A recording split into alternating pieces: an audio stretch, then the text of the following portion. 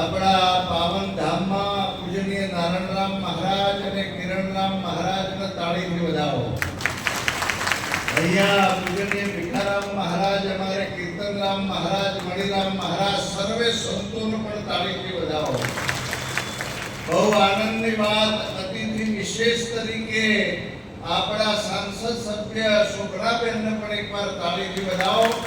બહુ જાગૃત સંસદ સભ્ય મળ્યા છે, સતત પ્રવાસ કરી અને આપણા સૌનું ધ્યાન રાખે છે.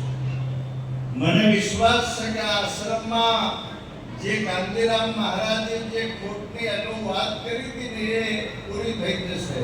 બોલો કૃષ્ણ કનૈયા. એટલે આ જે આશ્રમ જે છે બન્યો છે એમાં ભજન માટે બન્યો છે. ગાડી લાવવી સહેલી છે પણ ચલાવવી જય. આશ્રમ બનાવ્યો છે કાંતિરામ મહારાજ, જે કઈ આખી ટીમ એમને અહીં સુધી આપણું ગાડું લાવી દીધું છે. હવે સર્વે આપણા હરિભક્તો અહીંયા ભોજન અને ભજન, કોઈ પણ સંત જ્યારે આવે ત્યારે ચાના ટાઈમે ચા, પ્રસાદના ટાઈમે પ્રસાદ મળે અને ભજન થાય. એ પૂજનીય ધીરુરામ મહારાજનું સ્વપ્ન હતું અને એ સ્વપ્ન આપણે સાથે મળીને સાકાર કરીએ એવી પ્રાર્થના સાથે બધા સંતોના આશીર્વાદ સાથે હાથ ઊંચા કરીને જય બોલો.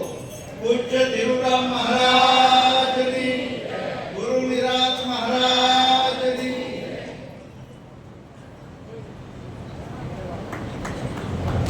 હવે આદરણીય ભીખારામ મહારાજ વેડા એમને વિનંતી કે પોતાના આશીર્વચન આપશે. આદરણીય ભીખારામ મહારાજ.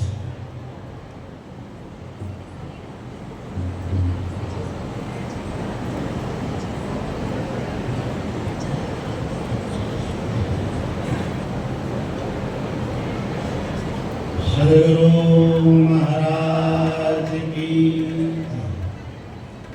ગુરુ નિરાંત મહારાજ કી, સદગુરુ બાપુ ધીરુરામ મહારાજ કી.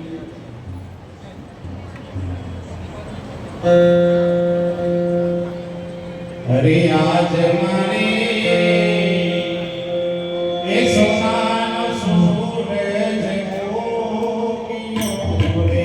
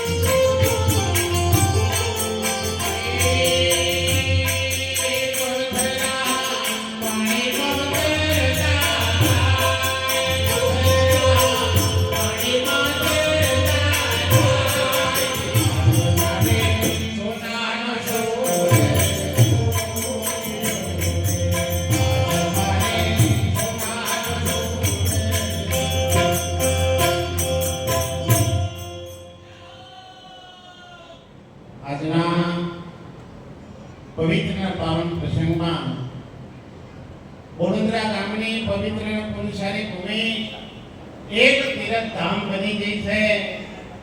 એ પૂજનીય પરમ વંદનીય પ્રાતસ્મરણીય ધીરુરામ બાપાનો આ ગામની અંદર પ્રાગટ્ય થવાથી જો એક તીરથ ધામ બની જતું હોય તો ખરેખર આવા મહાપુરુષોના લાખ લાખ વંદન થાય. નાના હરખા ગામડાની અંદર નાના હરખા કુટુંબની અંદર જેને પોતાનો દેહ ધારણ કરી હજારો નહીં પણ લાખો જીવોના તારણહાર એવા ધીરુરામ બાપુને જોરદાર તાળીઓના ગડગડાટથી આપણે વધાવીએ. જે મહાપુરુષોની એક કરુણા છે, ગુરુબિન જ્ઞાનના ઉપજે ગુરુબિન મિટેના ભેદ, ગુરુબિન સંશય ના ડરે ભલો વાંચો ને ચારે વેદ. પણ હવે વેદ વાંચો ના વાંચો પણ હવે થાળી વાંચો નજર થાય છે. કારણ કે જેમ જેમ સમય જાય ને એ બધું ડાઉન થતું જાય. તમારી ગાડી લાખ રૂપિયાની હોય પણ જેમ જેમ મોકરું પેટ્રોલ લેચો આવે ને મોકરું નેચો આવે. પણ આવા સદગુરુ મહારાજની જ્યારે આપણી અંદર એવો પાવર પૂર્યો છે તો સાહેબ એના ગુણ ગાવામાં આપણે કોઈ દાડો થાકતા નથી. તો પરમ પૂજ્ય ધીરુરામ બાપુના આ નવ નિર્માણ આશ્રમની અંદર આવા સંતોના પાવન પગલા થયા છે, આવા સંસદ સભ્યો તથા ધારાસભ્યોના પગલા થયા છે. અને આ ગામની અંદર એવો સોનાનો સૂરજ ઉગશે એવી સદગુરુ મહારાજના પ્રાર્થના સાથે મારી વાણીને વિરામ આપું છું. બધા બે હાથ પથ્થર કરી છે નાદ કરજો. તો બે હાથ પથ્થર નહીં કરો તો હવારે બગલમાં બોબલી થાહ. બોલો સદગુરુ